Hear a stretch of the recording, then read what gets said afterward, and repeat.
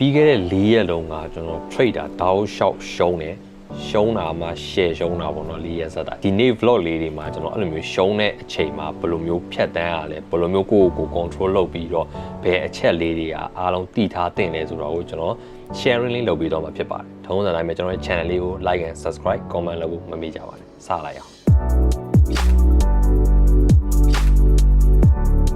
ဒီ screenshot လေးကိုကြည့်မယ်ဆိုရင်ကျွန်တော်ရဲ့4ရက်ဆက်တိုက်အရှုံးရဲ့ trade history လေးတွေကိုအားလုံးလည်းတွေ့မယ်ပေါ့နော်ဆိုတော့ကျွန်တော်4ရက်ဆက်တိုက်တောက်လျှောက်ရှုံးတဲ့အချိန်မှာဘယ်လိုမျိုး emotion တွေခံစားရလဲဆိုတာကို sharing မလုပ်ပေးခင်မှာ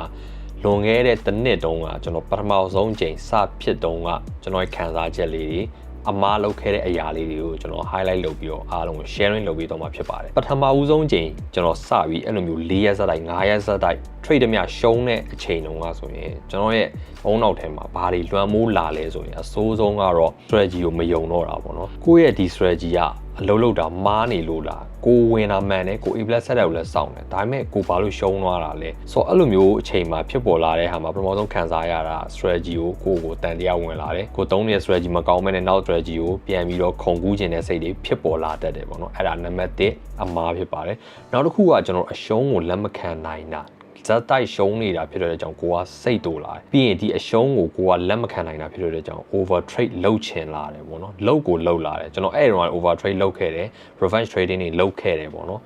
်အဲ့လိုမျိုးလုပ်ခဲ့တဲ့နောက်ပိုင်းမှာဘာဖြစ်သွားလဲဆိုရင်အကောင့်ပြတ်တာတွေ loss ကြီးသွားတာတွေ recover တော့လုံးဝမလုပ်နိုင်တဲ့ loss တွေကျွန်တော်ဖြစ်ခဲ့ဘူးတယ်ပေါ့နော်ဒါပထမဆုံးမှာဖြစ်ခဲ့တဲ့ဟာလေးတွေနောက်တစ်ခုကကိုတန်တရားဝင်လာတာခုန strategy ကိုတန်တရားဝင်လာတာအားမရသေးဘူးကိုလည်းလုံးဝတန်တရားဝင်လာတယ်အားငယ်လာတယ်မယုံကြည်တော့တာတွေဖြစ်လာတယ်ဘာလို့ဆိုကိုကဒီ trading ကို serious ထားပြီးလေ့လာနေတာဖြစ်တဲ့အတွက်ကြောင့်ကိုဒီလိုမျိုးရှုံးနေတဲ့အချိန်မှာစိတ်သက်ကကိုပြန်မြင့်ပေးမှရတယ်ပေါ့နော်ဆိုတော့ဒီအရှုံးတွေက part of a game ဆိုပြီးတော့ကျွန်တော်တို့အုံနောက်ထဲမှာအမြဲတမ်းပြောနေဖို့လိုတယ်ရှုံးတဲ့ချိန်တိုင်းမှာငါရှုံးနေကိုလက်ခံရမယ်ငါကိုယ့်ရဲ့ rules တွေကိုလိုက်နာတယ်ဝင်တယ်ဒါပေမဲ့ market ကကိုယ့်ရဲ့ direction တိုင်းမှာသွားရင်းနဲ့အရှုံးကိုသွားသွားတာဖြစ်တဲ့ကြောင့်ကိုဒီအရှုံးကိုကောင်းကောင်းကြီးကျေနပ်လက်ခံနိုင်ရမယ်လို့ကျွန်တော်တို့ asset ကိုမွေးထားဖို့လိုတယ်ပေါ့နော်ကျွန်တော်လည်း asset ကိုမနှဲမွေးရတာဘာကြောင့်လဲဆိုတော့ကျွန်တော်ယောက်ျားတွေကပို့ဆိုးတယ်အရှုံးကိုလုံးဝလက်မခံချင်ဘူးပေါ့နော်တခုခုအရာလုံးမယ် game ကစားရင်တော့မှကျွန်တော်တို့နိုင်မှကိုကစိတ်ကျင်တာနိုင်ကျင်တယ်ပေါ့နော်လူသားဖြစ်တဲ့ကြောင့်ကျွန်တော်တို့အဲ့လိုမျိုးစိတ်တွေကမတိစိတ်တွေမှာလွှမ်းမိုးနေတတ်တယ်ပေါ့နော်ဆိုတော့ကျွန်တော် trading လုပ်မယ်ဆိုရင်အဲ့လိုမျိုးစိတ်တွေကိုနည်းနည်းလေးမေ့တာဖို့လိုတယ်နောက်ပြီးအရှုံးကကျွန်တော်ခုနပြောလို့ပဲ trading မှာ part of a game ဆိုတာကိုကျွန်တော်တို့သိထားဖို့လိုတယ်ပေါ့နော်ဆိုတော့ပထမဆုံးချိန်ဖြစ်တုန်းကဆိုရင်ကျွန်တော်အဲ့လိုမျိုးအမားတွေတောက်လျှောက်လုပ်ခဲ့တယ်ဒုတိယအချိန်ထိကျွန်တော်လုပ်တော့မယ်တတိယအချိန်လောက်မှကျွန်တော်စပြီးတော့ကို remind အမြဲတမ်းလုပ်တယ်ပေါ့နော်ငါဒီအမားတွေပဲထက်ခါဖြစ်နေတယ်ဒီလိုမျိုးတောက်လျှောက်ရှုံးနေတဲ့အချိန်မှာအဲ့လိုမျိုးအမားတွေဇက်တိုက်ဖြစ်နေတဲ့ဖြစ်တဲ့အတွက်ကြောင့်ကျွန်တော်ကိုဘယ်လိုမျိုး control လုပ်ရမလဲဆိုတာကိုအမြဲတမ်းစမ်းစစ်တယ်ပေါ့နော်ဆိုတော့အဲ့လိုမျိုးစမ်းစစ်ဖို့လည်းလိုတယ်ဆိုတော့ဒီနောက်ဆုံးအချိန်ပြီးခဲ့တဲ့4ရက်ကဖြတ်တန်းခဲ့တဲ့အချိန်မှာတော့ကျွန်တော်မခံစားရဘူးလားဆိုရင်မဟုတ်ဘူးခံစားရတယ်အမားမလုပ်ခဲ့ဘူးလားဆိုရင်တော့အမားနည်းနည်းလေးတော့လုံးမိနေတော့မယ်ဒါကျွန်တော်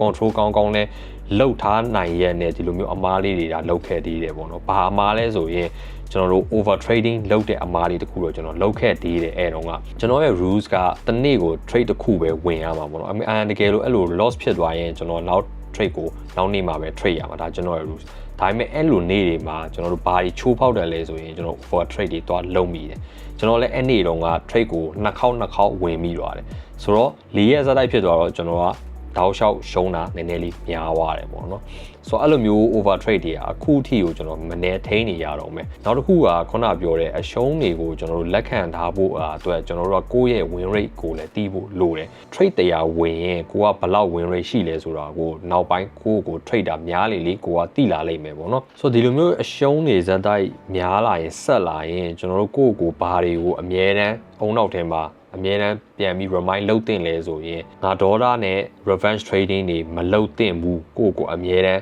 းကို remind လုပ်ပေါ့နော်နောက်ပြီးရင် over leverage နဲ့ over trading တွေမလုပ်တင်တော့ဘူးဆိုတာကိုလည်းအဲ့အချက်ကိုလည်းအမြဲ remind လုပ်နောက်တစ်ခုကခုနပြောတဲ့အရှုံးကိုကောင်းကြီးလက်ခံ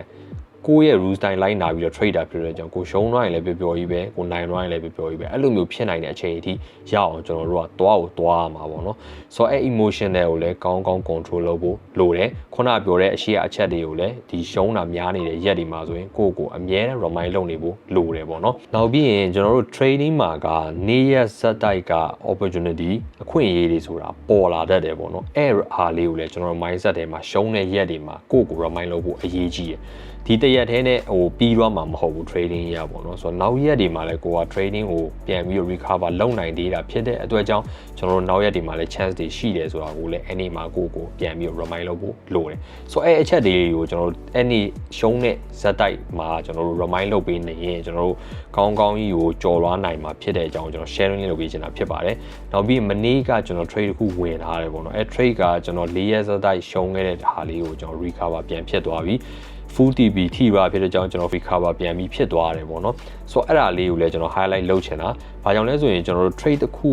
ကိုကဝင်းသွားတယ်ဆိုတာနဲ့တင်ကိုယ့်ရဲ့အရင်အရှုံးတွေကိုပြန်ပြီး recover ဖြစ်နိုင်တယ်ဆိုတဲ့အကြောင်းနဲ့ကိုယ် mindset ထဲမှာ remind လုပ်နေဖို့လိုတယ်ပေါ့နော် okay အချင်းချုပ်အနေနဲ့ပြောရရင်တော့ကျွန်တော်ဒီလိုမျိုးဇက်တိုက်ရှုံးတာတွေ losing streakဖြစ်နေတာတွေက trading မှာက normal ပဲလူတိုင်းကြုံရနိုင်တယ်ပေါ့နော်ဆိုတော့ဒီလိုမျိုးဖြစ်လာတဲ့အချိန်မှာကိုကဘယ်လိုမျိုးကို remind လုပ်နေရမလဲဘယ်အချက်လေးကိုတတိထားပြီးတော့ကြော်လွှားရမလဲဆိုတော့ကိုကျွန်တော်ဒီ video လေးမှာ sharing လုပ်ပေးထားတာဖြစ်ပါတယ်ထုံးစံတိုင်းပဲကျွန်တော်ရဲ့နောက်ထပ် video လေးမှာပြန်လည်ဆုံတွေ့ပါအောင်